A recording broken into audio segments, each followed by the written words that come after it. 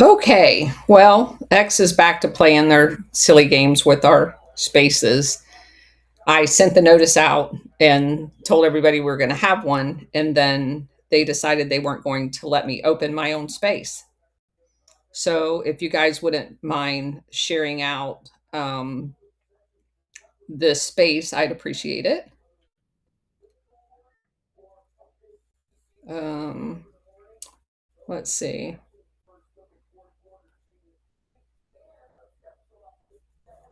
I'm just going to type out a real quick message and repost it myself, and then we will get started. All right. So I don't know if Bridget's going to be here or not. Oh, speak of Bridget, and she just pops in. Okay. So we're going to get started on the lesson part of this right away. Bridget, if you will remind me to talk about the video at the end of the show again, I'd appreciate it. Absolutely. Okay. All right. So let's get started. This is chapter 2. As you guys can tell, these chapters are very long and have lots of information in them. So it's going to take us a little bit to get through this book. This part of it kind of goes back in time to the post World War II, or towards the end of World War II. It talks about a German farmer and discovering men in his yard with submachine guns. No sooner were they gone than the farmer reported the incident to local authorities. The police also received other reports of armed men in the woods along the Austrian border. Investigations quickly confirmed a band of some sort of roaming people with guns. Thus began a dilemma for the local police. The time was September 1947 in a Germany under occupation by the Allied powers. This particular area laid in the American sector. Police there reported to U.S. military officers. The news of the armed band north of the Inn River might signal some sort of aggressive move, presumably by the Russians. In any case, German police were understanding orders. Anything to do with foreign nationals belonged to the Counterintelligence Corps of the Army, the CIC. The local police telephoned the American regional headquarters in Munich. The CIC decided to organize a manhunt in the hills. Agents drove to the local area and fanned out towards the border, joining with German police.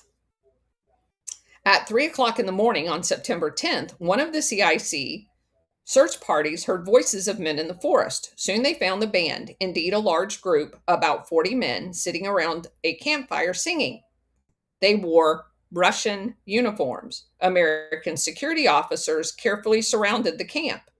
The intruders put up no resistance. In fact, they relaxed considerably when they learned the other people were Americans. Investigators discovered the band to be an organized military type entity. In addition to submachine guns, the intruders had light machine guns and hand grenades. Like their uniforms, the equipment had been manufactured in the Soviet Union. The men spoke what sounded like Russians. The strangers were disarmed and taken to the local police station, and then eventually taken to just outside of Frankfurt. There, the CIC brought in Russian intelligence specialists to work with the men. 35 soldiers had been captured at the campsite, 4 others picked up in different areas over the next few days. The Army put the affair under tight security. Oh gosh, they're going to play with us today too. The press reported some facts and some rumors. Even at the time, with Europe immersed in displaced persons and prisoner exchanges between the East and West, armed bands in Bavaria were uncommon. The UP reporter that was sent to the local area a few days after it got a garbled version of the truth. The prisoners had told the CIC they were anti Soviet partisans from Ukraine. But speculation abounded. The captured men were Russian deserters, Polish guerrillas, or simply well armed bandits. Ukrainian activists in the West, such as the Roman Rachmani in Canada, also sought access and got somewhat better information. The CIC debriefed the men for more than 3 weeks. Interrogators satisfied themselves that the new arrivals were, in fact, Ukrainian partisans. Their war against Russian forces still in progress in Ukraine, Czechoslovakia, and southern Poland. The rebels provided considerable information about their movement, not to mention conditions in Eastern Europe. This intelligent CIC officers in Frankfurt worked into a report that was written on October 5th, 1947. The leader was named Khren, Khrin, reputably one of the finest Ukrainian commanders. That spring, the band had ambushed an armed convoy of Polish troops fighting alongside the Russians, killing the Polish Vice Minister of Defense, General Karol Swarzeski. Later, the Ukrainian Supreme Liberation Council had ordered Kren's unit to make its way to the west in order to get attention from the Allied intelligence services. Commander Khren, wounded in both arms, did not make the long exodus, but his band succeeded in its mission. Detailed information on anti Soviet partisan activity in Eastern Europe struck the Americans as an intelligence windfall. Washington, however, saw the data as more than merely an opportunity to update its political perceptions of the Soviet Union. Instead, it was the advent of the Ukrainian partisans a signal for a secret military action against Russia, the people that had just been our allies.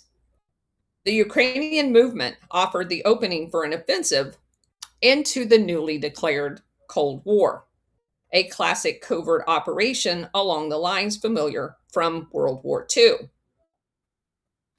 The US was just creating a capability to engage in secret missions of all kinds, including covert operations and the infamous stay behind units. Since that day in 1947, American secret wars have been carried out on almost every continent. These, Antarctica is probably the only one where it hasn't been. These covert operations have involved tens of thousands of dead and wounded, thousands of native fighters, significant numbers of American clandestine agents, and the use of regular U.S. military forces. U.S. involvement has run the gamut from advice to arms, from support for invasions of independent states to secret bombing in clandestine military operations, to subsidizing political parties, associations, labor unions, and individuals, to the planting of misinformation by clandestine means. The techniques for international coercion are not new, nor were they first developed by the US, but American participation in World War II opened many eyes in Washington to the potential of special operations to provide a nucleus of personnel to use in clandestine operations. Early American intelligence officers benefited from the British example. During World War II, the US created the Office of Strategic Services, OSS, to perform all kinds of tasks. While Bill Donovan used the OSS globally with major commands in the Mediterranean, Northern Europe, Burma, and China. OSS teams parachuted into France, Norway, former Yugoslavia and elsewhere. They blew up bridges in the Balkans, worked with partisans in Italy, led bands of tribesmen against the Japanese in Burma. The US also acquired experience with special operations during the war, most often the military assisted operations, for example, by covertly landing additional agents or supplies. The Navy did this using submarines and PT boats. The Air Force used planes. The Army actually ran guerrilla forces fighting the Japanese in the Philippines. The Army and Marines established elite units for commando missions. The Army's 5,307th Composite Unit, better known as Merrill's Marauders, played an important part in the Burma campaign, along with the OSS. They also created American psychological warfare units. The Burma campaign illustrates standard procedures for later secret wars. An OSS formation called Service Unit Detachment 101, sent to establish a base in India, began burrowing into areas occupied by the Japanese Empire. Agents from Detachment 101 infiltrated the Burmese hill country beginning in 1944, forged links with local tribesmen, and created a guerrilla movement against the Japanese. Weapons, supplies, and OSS officers parachuted into the jungle or were flown in by planes of the Air Commando Group, formed by the Army Air Force. Radio broadcasts by Allied propaganda experts tried to spark hatred for Japan and hope of liberation by the Allied forces to the locals. The OSS slowly built up the area from local spy networks to roving patrols of fighters to organized guerrilla units. Of course, Burma is where they're going to um, extirpate Chiang Kai shek. By 1944, the area was fighting in conjunction with Merrill Marauders and the British Chendik brigades. More than 10,000 of the locals were fighting a year later, including a fierce force of 7 battalions, each of almost 5,000 fighters, led by the OSS. Legendary U.S. intelligence officers Carl Eifler and Joe Lakarsky got their starts in this very operation. Dozens of spies deep in Japanese rear, plus about 400 agents surveying nearby enemy positions, helped those units plan their missions. They in turn helped trap 2 powerful Japanese divisions during the final Allied offensive in Burma. This became a remarkable achievement. Detachment 101 mobilized a military force more than 30 times its size and used the capability to execute highly successful operations. Several features of the OSS tribal program are worth noting. Among them are the creation of formal units within the overall guerrilla force, the clearing of zones within the operational area to serve as local bases, the use of espionage nets to shield guerrillas and to find targets for them later, the use of outside bases for specialized training and major support, the use of clandestine air supply and communications between the locals and outside bases. These techniques became essential features of secret warfare tactics. This type of clandestine operation came to be called paramilitary. OSS also participated in the European theater after a guy by the name of David K.E. Bruce. Teams assisted the escape of Allied airmen downed over the continent, carried out commando raids, cooperated with resistance fighters. One of the biggest operations came with the Normandy invasion of 1944. There, the military portion of the invasion plan, under the code name Sussex, called for special teams to be parachuted into France to supplement the resistance. The OSS, British SOE, and French intelligence each contributed agents to form 3-man Jedburgh teams. They were sent specifically to work with the resistance networks. The Jedburghs parachuted in uniform but carried civilian clothes. They were backed up by operational groups, 32-men strike teams for commando missions. More than 500 OSS people went to the continent in this campaign, including two future directors. Bill Colby led one of the 90 Jedburgh teams in France, and later the operational group in Norway. William Casey masterminded the overall OSS effort to infiltrate Germany. There were also spy networks that produced other future CIA chiefdoms. In Switzerland, Alan Dulles, Richard Helms spearheaded the work in the Balkans. They would both go on to be CIA directors. The European operations proved highly successful. Casey's campaign got as many as 200 agents directly from into Germany. In addition to the OSS, the Army CIC had a parallel program on enemy territory through a much smaller network. The CIC activity had been underway since 1942. These Army agents proved especially useful in Italy. They helped identify Nazi efforts to penetrate pro Allied Italian partisan groups. This operation reinforced a certain way of thinking. FDR made America the arsenal of democracy. After the war, it became easy to transfer this hostility and the use of intelligence and their clandestine methods to a newly perceived adversary. That newly perceived adversary was going to be our former ally, the Soviet Union. The evolving hostility between the US and the Soviet Union did not matter at first. The surrender of Japan in August of 1945 brought a scramble to demobilize armies, one that extended to the intelligence service. The OSS had built up a strength of 13,000 people when President Truman ordered its dissolution on September 20th, 1945. Under the new arrangement, parts of the OSS that had dealt with analytical intelligence moved to the State Department. The detachment of clandestine officers went to the War Department as a new strategic services unit under Brigadier General Magruder, the former OSS Special Warfare Chief.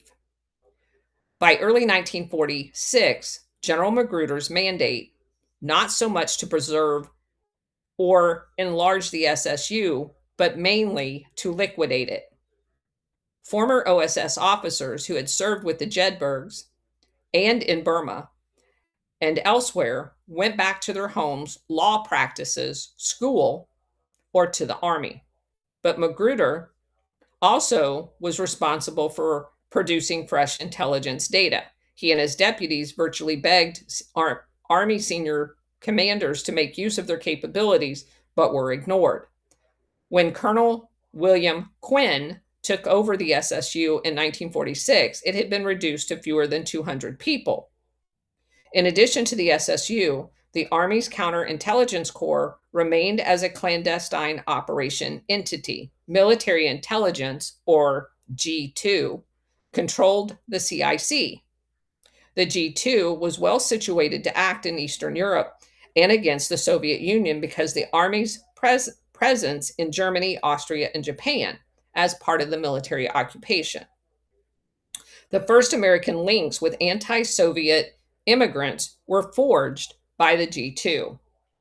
The 430th CIC detachment was stationed in Austria. And Austria, by the way, is home to the genesis of the Nazi movement, or at least it was the home country of many of them. Noted the shift in early 1947 when it recorded a change in emphasis from denazification to positive intelligence. So gone were the days where we were going to actually get rid of the Nazis, and in rushed where we're going to use all of them. In Austria, the CIC operated rat lines to save the Nazis. The CIC also had its own spy networks. in Russian occupied areas, including Austria, Czechoslovakia, and Eastern Germany. It screened refugees, prepared cover stories to support its agents, and maintained relationships with other services. Al Ulmer, the SSU station chief for Vienna, had been in the OSS. So while they say it's the CIC, it actually had a lot of the OSS hanging out there waiting for the CIA to be set up.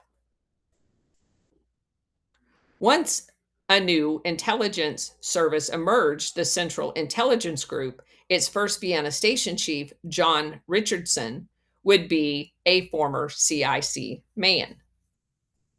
The same functions were carried out by the 970th CIC detachment with headquarters in Frankfurt, the new American occupation zone of Germany. As agents, this unit used certain notorious former Nazis in Germany, such as Klaus Barbie. The shift in American priorities could be encapsulated in the life of Net Master Gordon Stewart, who headed the CIA station in 1948. A former OSS man, Stewart had come to Heidelberg to help in quote unquote denazification, but quickly began trolling displaced persons camp for sources to use against Russia. He rode the rising wave of hostility.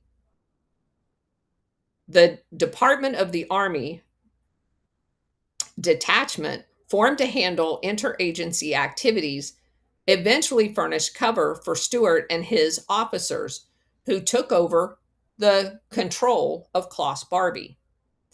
It was the 970th CIC that handled the band of Ukrainian partisans, i.e., Nazis. On one level, the partisans were identical to the masses of refugees, displaced persons throughout Europe. By the fall of 1945, as many as 7 million were on the move, fleeing Soviet domination or driven from their homes by war damage. An equal number could be found in the Soviet Union or Russian controlled areas of Eastern Europe. The smaller number in the Mediterranean countries. Millions of former German soldiers joined the flow as they emerged from the prisoners of war camp. Like the Ukrainian partisans, significant numbers of them came from land swept by war and occupation and had information that the intelligence services were interested in. They were trying to identify those worth debriefing, and equally important, finding angry men and women who would go on clandestine missions. Japanese attack on Pearl Harbor in 41 signaled U.S. entry into World War II and changed U.S. intelligence forever. Investigations revealed a number of items that might have alerted leaders during that time, but no one had been responsible for gathering them and interpreting them. Competing plans for peacetime intelligence agencies existed even before Truman abolished the OSS. Truman military advisors, the Joint Chiefs of Staff, favored an interagency group to supervise intelligence.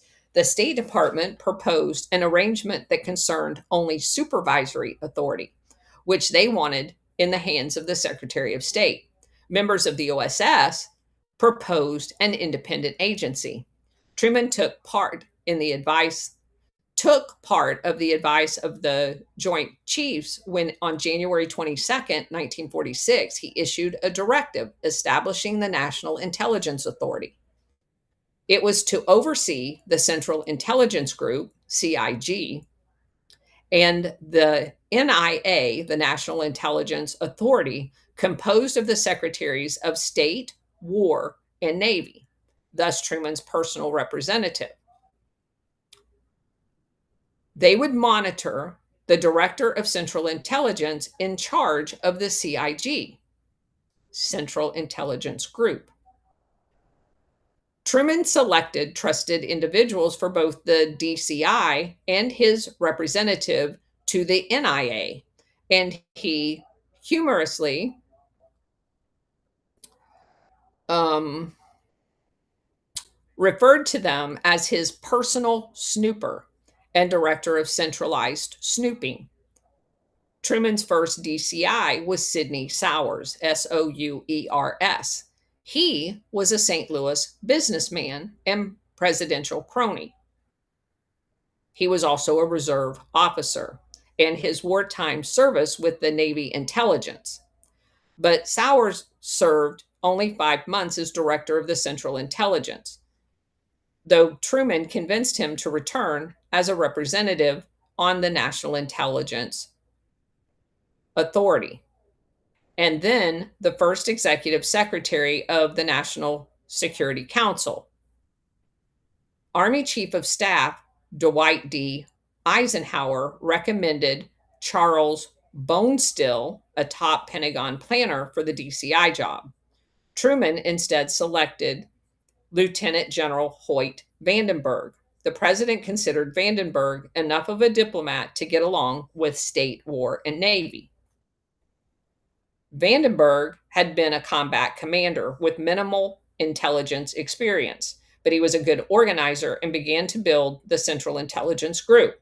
Under Sowers, the CIG, the Central Intelligence Group, had operated out of a suite of 3 rooms next to the White House with fewer than 250 employees. Vandenberg soon established an office for research and evaluation, plus administrative areas. In June of 46, he asked the National Intelligence Authority to give him responsibility for all U.S. foreign intelligence gathering, a preliminary to bringing the strategic services back out of the War Department. The proposal matched recommendations from an outside advisory group. Magruder's unit thus became the Office of Special Operations. By the close of 46, there were about 800 just in that office alone, and the CIG had grown to 1,800. Between January and April of 47, the last holdouts, FBI agents in Latin America, were transferred to the new intelligence group as well. General Vandenberg's plans was to expand to several thousand people. The Peacetime Intelligence Agency grew quickly, but remained a creation of the executive branch. The CIG had no basis in law at all. So in 1946, they drafted a proposal, thanks to Clark Clifford. Clark Clifford, the guy that eventually goes on to be involved in BCCI, that same Clark Clifford. He helps draft the intelligence legislation. Vandenberg pushed for the bill and wanted Truman to announce the creation of the agency in 1947 at the State of the Union address. The president spoke to Clifford several times, expressing doubt. He went ahead and did it anyway. Truman planned a reorganization of the entire military establishment, a proposal he sent to Congress in 47. Provisions for the Peacetime Intelligence Agency was included in the legislation, which became known as the infamous National Security Act of 1947 and gave birth to the CIA, and we're still suffering as a result of that. Through the 1947 law, Truman created the National Security Council, supposedly to give advice to him on defense and foreign affairs. The separate War and Army departments merged into the Department of Defense, under which the Air Force became a new service. As for intelligence, the original proposal did no more than say that a Central Intelligence Agency would be formed. In the letter to Truman, in a letter that Truman sent to congressional leaders with the draft legislation, he did not even mention this aspect. Like the president, most congressmen concerned themselves mainly with the part of the bill unrelated to intelligence. Only late in the congressional hearings did the intelligence initiative come up, and then attention centered on whether it would become some kind of secret police. Further amendments, and the answer to that was yes, worldwide. Further amendments specified responsibility for the new CIA. Essentially, Congress turned to Truman's January 46 directive, extracting from it almost the exact language the president had used to assign that function. Under the NSA, the CIA would be directly answerable to the president through the NSC.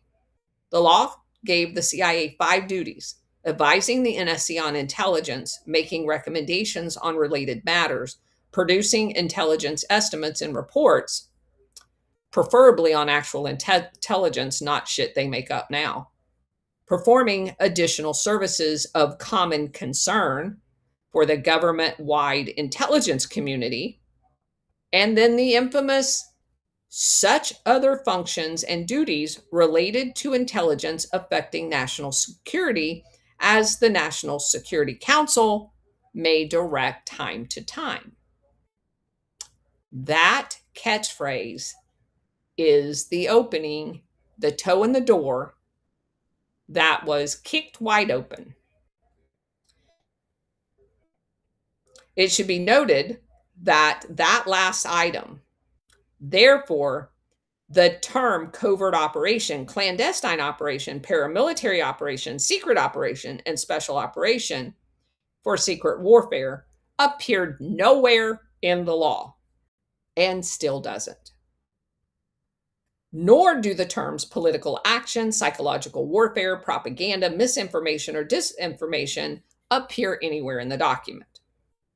The phrase other such functions that appears in the 1947 Act sought to cover unforeseen circumstances, but even the legislative history of the law makes clear that Congress had not contemplated international coercion. The White House privately held a much more expansive view. The other functions were purposely not specified, but were expected to include covert operations. Clark Clifford notes of the language, quote, I reviewed this sentence carefully at the time, but could never have imagined that 40 years later, I would still be asked to clarify before Congress what its meaning and intent. Unquote. President Truman signed the legislation on July 26, 1947, and the National Security Act became law. 6 weeks later, on September 8th, the CIG became the Central Intelligence Agency. The CIA, thanks to General Vandenberg, had already began expanding its roles and missions. It was precisely this time that American officers in Germany apprehended the band of Ukrainian partisans. The Ukrainians were looking for help. And again, they're Nazis. Conflict between the superpowers may not have been inevitable, but avoiding it in 1945 required wisdom. The Soviet Union, Joseph Stalin, persisted in his obsession with defending Russian borders by means of a buffer zone of Soviet dominated nations. Apparently, he needed it. In pursuit of this aim, the author says that Stalin repeatedly broke agreements. History shows that the US broke almost every agreement it had with Stalin as well. He just conveniently leaves that part out. Crises over Soviet action in taking over Romania and seeking access to Turkey seemed to confirm Russia's aggressive intentions. Truman explained to his Secretary of State, James Burns, I'm tired of babying the Soviets. The succession of crises proved a watershed for public opinion in the US. Winston Churchill then delivers his famous Iron Curtain speech in Missouri, not in the UK, because they don't have to worry about them being warmongers, in the United States as part of a propaganda campaign. Early efforts at negotiation expired in the increasingly heated atmosphere. Truman spoke harshly to the Soviet foreign minister, in they don't give a date on that. Lend-Lease aid, which Americans had provided Russia since 1941, and the Soviets thought to extend, instead halted. In July 1945, Truman met with Stalin and British leaders at Potsdam, Germany. They talked of arrangements for the Eastern Europe and the work of Allied control councils in the occupied countries.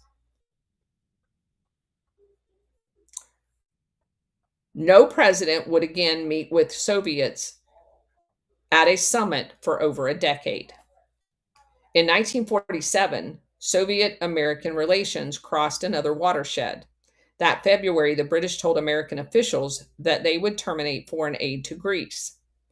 Europe faced a cruel winter, the worst in decades. The British government felt it could not continue supporting the Greeks, who had been receiving military economic aid for more than 2 years.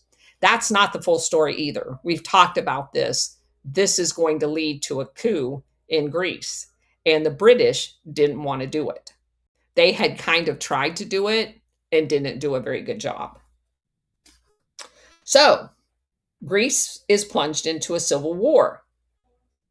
And of course, it was blamed on the communists in Greece. President Truman approved a suggestion that the U.S. take over responsibility for Greece, adding aid to Turkey for good measure. In March, the State Department offered aid, which soon grew substantially. This shift in Truman's policy towards countering Soviets proved more important than the aid itself. Under the new concept, Soviet power had to be contained within the areas that had previously achieved. Further Soviet expansion, or the accusation, regardless of what the intelligence shows, would be resisted. George Kennan, a foreign service officer, coined the term containment, and we were off to the races. From the initial help in Turkey and Greece, it would be but a short step of offering foreign aid more widely to European nations. Secretary of State George Marshall expanded the offer in a commencement address at none other than Harvard, of course. The Marshall Plan aimed at furthering containment by helping rebuild Europe, eliminating social conditions hospitable to the growth of communism. As an added benefit, rebuilt European economies could purchase American goods. The Marshall Plan became the first sustained foreign assistance program ever adopted by the U.S. At the CIA, the Marshall Plan became a device to disguise the provenance of money spent for propaganda and political action purposes, an institution that could help the agency exchange U.S. local currencies, a way to hide CIA officers, and a source to recruit agency causes. In other words, the Marshall Plan was a money laundering operation for the CIA and was used as the initial seed money to set up Operation Gladio stay behind units throughout Europe. Soviet leaders were not wrong to view the Truman Doctrine in the Marshall Plan that it was a shot aimed at them. Stalin forbade occupied Eastern Europe from participating because it was chock full of intelligence people to go into these countries and do nefarious shit that the CIA had already contemplated on doing.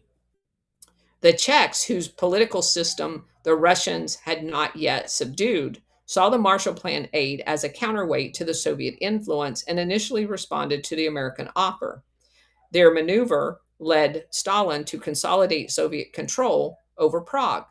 Political pressure mounted, so in February of 1948, a sort of constitutional coup took place. Non communist ministers in the Czech coalition government resigned, replaced by representatives of a minority party. Within a month, a famous Czech patriot, Jan Masaryk, a prominent politician and official, died under suspicious circumstances. These events led in Czechoslovakia to a rising tide of hostility in America, now created a war scare. just what the CIA loves. The American High Commissioner in Germany, General Lucius Clay, cabled a warning on March 5th, 1948, that war may come with dramatic suddenness. The CIA prepared a memorandum concluding that war was, in fact, not imminent, but it refused to predict anything within further than 60 days. So it's just not going to happen in the next 60 days. But in Germany, matters were also coming to a head. On the last day of March 1948, the Russians suddenly informed the West that they would impose travel restrictions on the three land corridors connecting the western sector of Berlin with the Allied occupation. The restrictions went into effect at midnight on April 1st. British and American trains en route to Berlin were halted. The Allied shifted to aircraft for transport. On April 5th, a British C-47 making its approach to Berlin was destroyed when a Soviet fighter plane collided with it midair. The Soviets apologized, but the Allies then ordered fighter escorts for all the transport planes. By July, a full-scale blockade of Berlin had developed, lasting until May 12th, 1949. During that time, everything that arrived in West Berlin came in by air. From the years 45 to 48, we witnessed an accelerating cycle of misperception, provocation, and hostility. The wartime Big Four alliance became a thing of the past. It was a thing of the past during the war. They were already plotting against the Soviet Union. We all know that. Neither side saw much possibility for improving relations. Western leaders spoke of Soviet aggression and the captive nations of Eastern Europe. President Truman looked to strike back at Russia, and the CIA would be his instrument. From its creation, the CIA was caught in the shifting currents of the Cold War. In the fall of 1948, I'd say they weren't caught. They definitely had oars in their hand, if not being the motor itself. In the fall of 47, the first Secretary of Defense, James Forrestal, asked if the agency would be capable of undertaking secret political action and paramilitary campaigns on behalf of the U.S. The CIA replied that it could complete any mission assigned by the National Security Council. At first, the agency concentrated on building up capability. It occupied additional quarters in a complex of temporary buildings that had earlier been the home of the OSS. Managed by a new director, Rear Admiral Roscoe Hillenkotter, in its first year, the CIA increased its budget by 60% and added hundreds of people. Most were former OSS people. But in truth, the CIA had yet to attain readiness for covert operations, and in important ways, it lacked authority to engage in them. Responding to the initial Pentagon inquiries, Admiral Hillenkotter asked the CIA's legal counsel for an opinion on whether or not that catchphrase at the end of the authorization allowed it to do covert actions.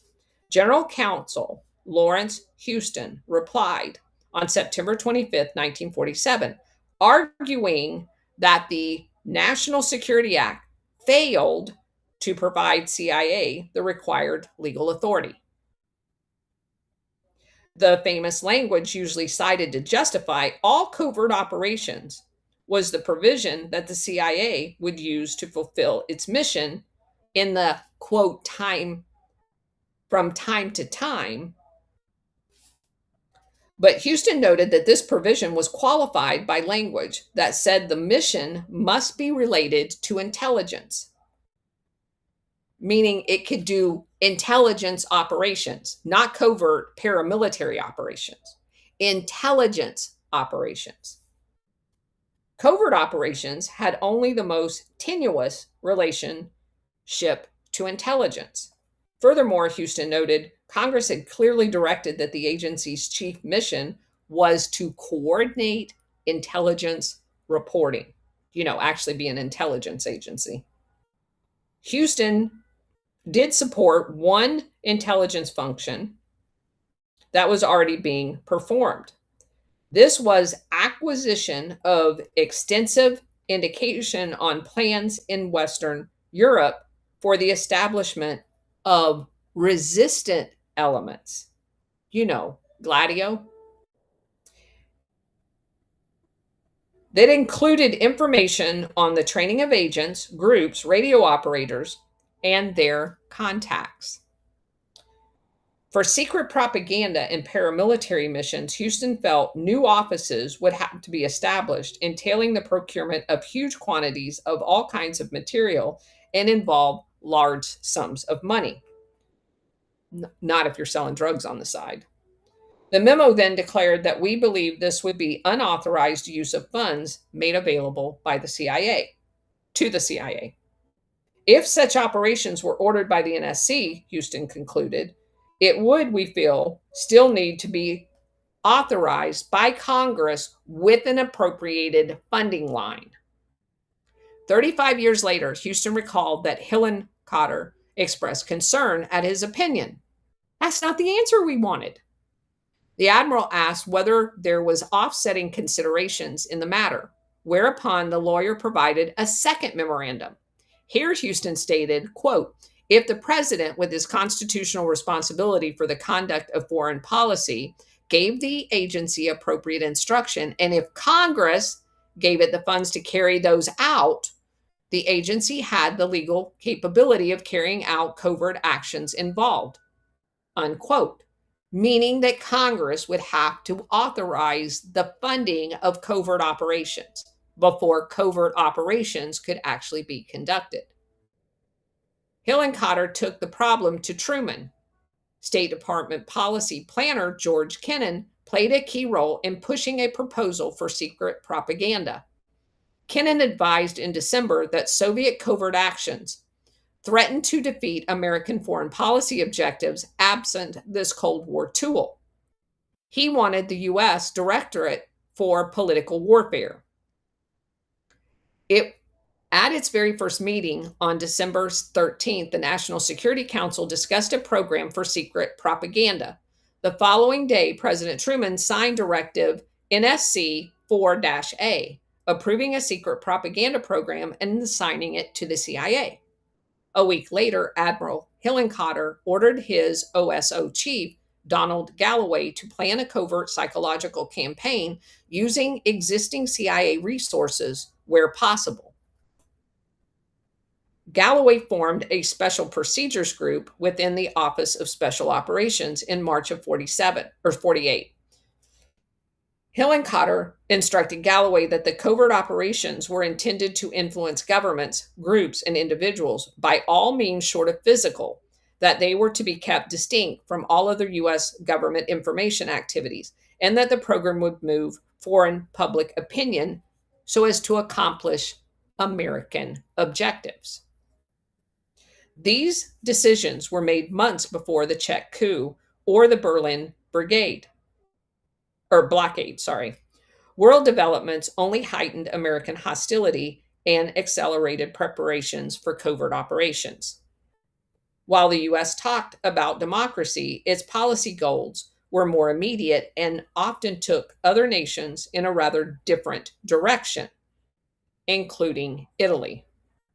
Events in Italy crystallized all the talk of political warfare. Mussolini's Italian fascist regime had been overthrown. The king abdicated. After the war became a republic, a parliamentary democracy. Going into elections scheduled in April 1948, the Italian radical left, meaning labor movements, were immediately dubbed communist. War recovery had barely begun. There was massive unemployment. Truman sought to avoid any communist victory. In a report 2 months before the election, the CIA warned that there was a centrist, moderate left government. Oh my God. And it was dangerous. Truman's administration went into high gear because that's, of course, the intelligence they were looking for to do what they were going to do anyway. And they committed $200 million in 1948. $200 million. We just finished fighting a war. Where did we get that money? To influence the outcome of the Italian election. Spooks intervened in this electoral drive. The first initiative of the CIA Special Procedures Group, some had worked with OSS in Italy and were relatively, they had old ties, like F. Mark Wyatt, who had lived in Italy before the war. The CIA threw him right into the breach. The agency approached Dis Gaspari with offers of cash, but the Italian insisted the Americans work with all non communist parties across the board, including the socialist, not just his party. Wyatt and others delivered suitcases of money to Rome hotels, supposedly chance encounters on the road.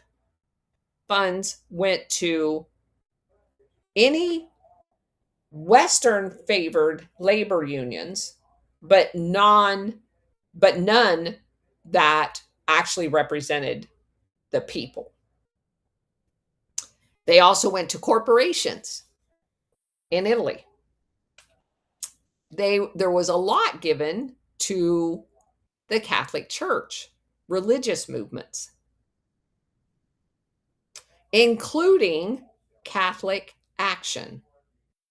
The CIA financed campaign posters, ads, leaflets, media plants, and rallies. Dis Gaspari obtained an overwhelming majority in the parliament, gaining against everyone else. Therefore, Italy would be safe, and there started the CIA covert operations. And oh, by the way, the big thing about Gaspari was that he wanted to join NATO. That was the big tale. So that will get us to the end of today, and we will start here tomorrow.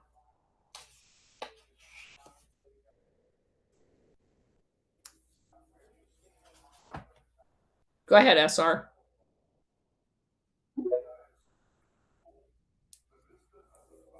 SR, go ahead. Thank you, Colonel. Sure. And thank everyone for attending here today on Spaces and on Rumble. As we can see here, now we have gotten to the point where NSC 4A comes in, and all of the things, shall I say, covert operations and everything else that the now CIA wants to do relies on, with some minor changes to it afterwards.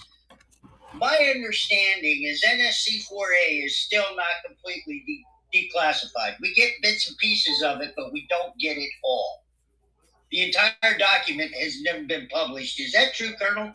I don't know. I've never looked at that aspect of it. I know the one that's most talked about is the other functions that the legal counsel at the CIA said did not include covert operations unless authorized by Congress and funded separately. A lot of I have to do some digging then and see what I come up with. Yeah, a lot of the National Security Action memorandums do not become public until a much later date. But some, to my knowledge, had never been declassified. But because that's how they get around all their nefarious crap. Megan Newt, go ahead. I know this is not the appropriate space, but, listening to your series all this time, have you ever pondered what condition the United States would be in at this point in juncture if everyone had just followed the rules? I don't think we would be a superpower. anymore. I don't agree with that. Oh, I do think tell. Well, I think the ingenuity and the pioneering independent initiative of Americans, um, because we became a superpower with the weight of the world. So if you think about it, we have been robbed blind for 75 years and we still are where we are today. We have literally financed through them stealing our wealth what we have today. So I think if the US had played by quote unquote democracy rules, we would be light years ahead of where we are. Anybody that creates technology that competes with the oligarchs has, through this apparatus, their patents classified and they're not allowed to actually produce it. There's thousands of patents that have been stolen under national security reasons. And we know damn good and well it has literally nothing to do with national security reasons. It has to do with protecting oligarchs. So I don't believe for a moment that the ingenuity and the drive and the independent nature of America would be less than what it is today. I think it would be thousands of times more than it is today if we would have been allowed to be the republic that we were intended to be. There's a reason why they destroyed the republic, and that was not beneficial to the world. I'm gonna also put a caveat to that. I'm glad you said that. I was playing devil's advocate, and to hear someone else have that same view that I actually possess, I can only imagine where humanity would be today if we had just quit fucking around. Yep. Yep, crazy. Okay, thank you, Colonel. Sure. Awesome space again. Thank you. Um, and I think about that actually a lot. Um, if you look at just like literally the entire debt, which the entire debt is out there as fraud. As far as I'm concerned, we don't owe the Federal Reserve a penny. That's all fraud. And in addition to that fraud, we pay them billions of dollars, like hundreds of billions of dollars of interest on it that is being sucked out of our economic well being. And that's in addition to all of the foreign aid, all of the crap USAID was doing. And think about the entire world, humanity. There would be families not destroyed, there would be people not murdered, there would be houses not burned down. Um, it's just mind boggling the devastation that has been levied upon the world over the last 75 years. And that's not even including the two world wars where millions of people died. Yeah, and I was going to also say that every time I see a Forever 19 post on X, I give a salute, the American flag, and it should have never happened. Man, we lost so many people because of this crap. The Yep. whole world did, but man, Yep. it's insane. Yep.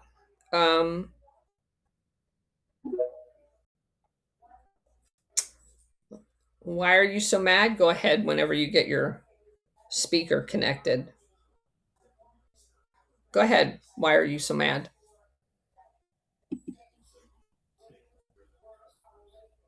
Go ahead. Why are you so mad? Hello? I don't know what's going on there. Well, we're waiting for, go ahead, SR.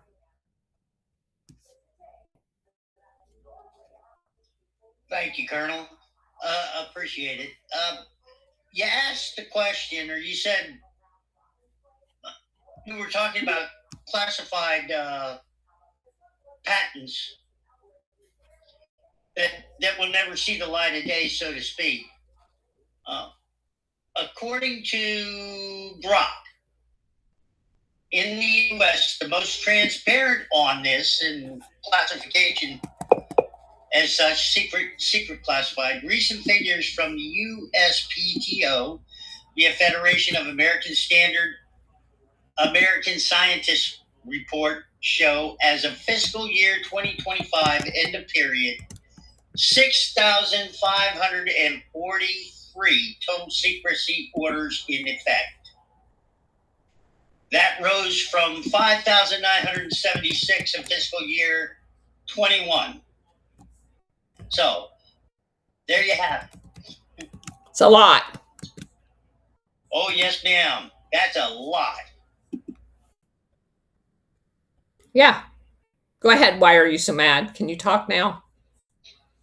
I'm going to be quick because my signal keeps bouncing around. I've been in and out all in your space, barely being able to hear anything. But what I have heard and you are absolutely singing my song. The Federal Reserve Bank is nothing but money laundering, corrupt, and has been stealing from the American people since its existence. Yep. And the one thing that, the one thing I'm living for is to see that end. And that's all I got to say, because I'm probably going to be kicked off again. But yes, hashtag in the Fed. I am absolutely, that is my goal and purpose in life right there. Thank you. Sure. So I definitely know X is messing with our space. When I do it in advance and then I come and open it, it wouldn't even let me open my own space. And then obviously Bridget gets attacked every time and taken off of co-host. So it's something that we've dealt with the entire time that we've been on here. It's crazy. The sound messes up, and you can go on other people's space and be there for hours and hours and never have any of those problems. It's very frustrating. But another reason why you can watch us over on Rumble. And I did, again, we've got the first cut of our intro video that was just sent to Bridget and I. And I did manage just under the wire to squeeze in looking at it. I thought I was going to have to wait till the end of the show. It's not releasable yet because we haven't paid for it. But it's like, oh my God, it is crazy good, like crazy, crazy good. So if you guys want to help us out, go to that little $sign on my X page or go to Rumble. I don't know how you do it on Rumble, but it's easier to do it over on X. But I think Rumble has like some mechanism for you to do that as well. And help us get this video released, because you guys are going to die. It's 4 minutes long. It's something that's easily shared to people, and it captures in 4 minutes amazing information. Bridget did a lot of the help as far as getting the articles and stuff like that you'll see in the video. And these two guys that are working on it are very, very talented. So I'm extremely pleased with it. So as soon as we write them a check, we can play it. Okay. Did anybody else have anything that they wanted to add? If not, we are going to call it a day. And we'll be back tomorrow at 4. And we will have, I was with William Ramsey earlier today on Tommy's podcast, going over some of the Epstein material. I think you guys will find it enlightening. And I love William Ramsey's research. He is one of the really, really good researchers as far as information goes. I will repost it as soon as Tommy posts it on his X page for you guys to. I'll put it on X. Um, he has it on his podcast as well, but I don't know what platforms he's on. But if you guys go to X, I'll repost it as soon as he has it available. Um, so, oh, thank you, Mary. Somebody just made a donation to our video, and I don't use you guys' last name um, for many reasons, but thank you for that. I appreciate it. And with that, we're going to call it an evening. Thank you for being here. Take care, everybody. Okay, so for you guys on Rumble, I did my raid, and I also wanted to let you guys know you can be a premium member of Rumble, and they just added. They didn't just do it; it was a few months ago, but I've ignored it. A requirement that we have 5 hours in a 30-day span of time of premium content in order to maintain our premium capability as a podcaster. So I'm going to produce premium membership video, but it will not be the material that we cover like on X or whatever. I have no clue what I'm even going to do it on. I'm thinking about kind of just randomly going through some of my books that I have out in the studio, and just generically talking about stuff. But we've got to do 5 hours of that um, in a running 30-day period of time. So if you guys want to be premium members, the information will be out there, but it's not going to be any super secret something that like people put behind a paywall, because I absolutely don't like doing that. And the only reason I will do it is because keeping the premium podcaster status makes your videos more visible on Rumble. So I will be doing it, and I have no idea what I'm going to do, but if you guys want to do that and watch it, fine. If not, it's just going to be sitting out there. So I didn't want you guys to think that I was like hiding material. Hey, she said she'd never do that. I won't. But we'll figure out what we're going to do. It may just be me planting seeds out in my garden. I don't know. But we're going to do 5 hours. I know that. So you guys take care. Have a great evening, and I will see you tomorrow.